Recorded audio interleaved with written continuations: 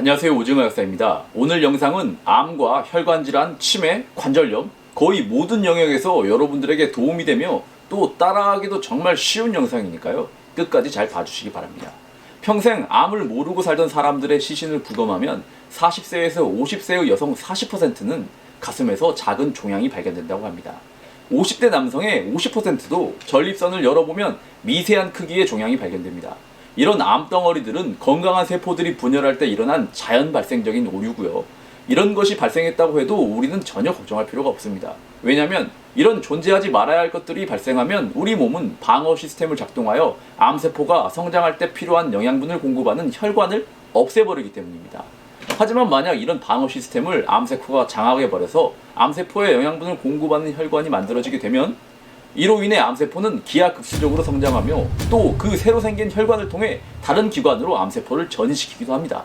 이렇게 새로운 혈관이 만들어지는 것을 혈관 신생이라고 부르고요.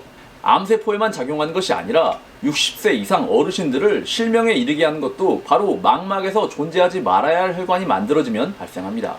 광상동맥에 발생하는 플라크에도 새로운 혈관이 자라나게 되면 플라크가 점점 두껍게 성장하게 되고 여러분들도 아시겠지만 그것은 치명적인 결과를 초래하기도 합니다.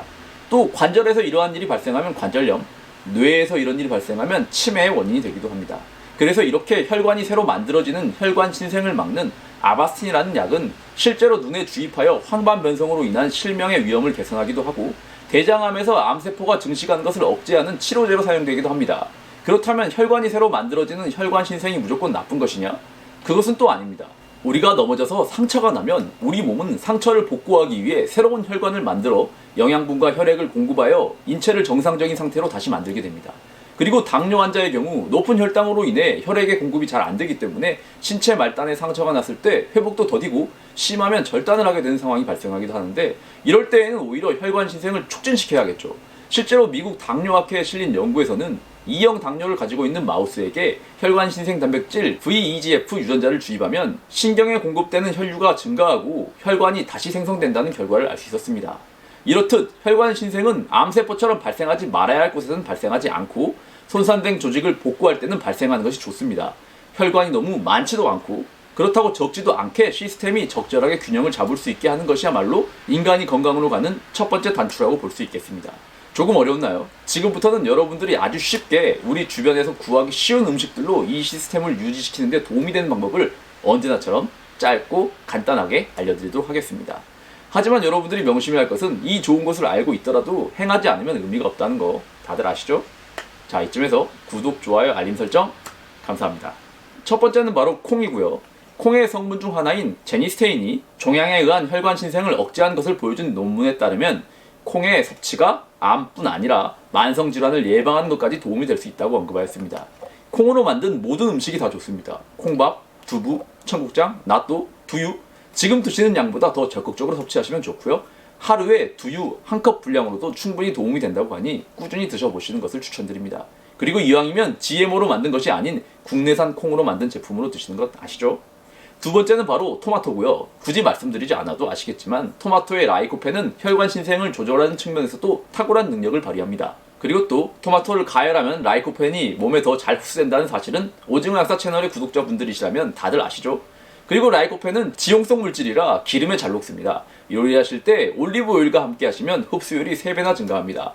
그리고 토마토 중에서도 라이코펜 함량이 가장 높은 토마토는 바로 방울토마토입니다. 세 번째는 바로 케일입니다. 케일에는 혈관 신생을 억제하는 물질인 퀘르세틴, 설포라판, 캠퍼롤, 루테인 등의 항산화 성분이 풍부하게 들어있습니다. 그리고 케일하면 자동으로 따라다니는 녀석이 있었죠. 바로 브로콜리인데 이미 드시고 계실 것이라 믿고 따로 언급드리지 않겠습니다. 네 번째는 핵과에 포함되는 과일들입니다. 대표적으로 복숭아, 자두, 살구가 있고요. 미국 국립암센터와 일리노이 대학교에서 발표한 연구에 따르면 매일 중간 크기의 핵과 과일 2개를 먹는 남성들은 식도암에 걸릴 확률이 66%, 폐암에 걸릴 확률은 18%나 낮아졌다고 합니다. 그리고 이 과일들 중에서도 특히 자두는 항암 효과가 있는 폴리페놀이 복숭아에 비해 3배나 높았다고 하니 돌아오는 여름에는 자두를 지금보다 조금 더 열심히 드셔보는 것은 어떨까 조심스럽게 추천드려봅니다. 오늘 소개해드린 내용은 세계적으로 유명한 하버드 출신의 의사인 윌리엄 리 박사의 저서인 먹어서 병을 이기는 법에서 발췌하였습니다. 정말 좋은 책인 것 같습니다. 구입해서 읽어보시는 것도 좋은데 500페이지가 넘는 책이라 굳이 읽지 않으셔도 오징어 역사가 중요한 부분을 요약해서 들려드릴게요. 오늘은 오랜만에 조금 긴 영상을 만든 것 같습니다. 사실 이 6분짜리 영상 하나 만드는데 10시간이 넘게 걸립니다. 그래도 단 한 분이라도, 단 1%라도 이 영상을 보고 여러분들이 건강해지신다면 그게 바로 제 기쁨입니다.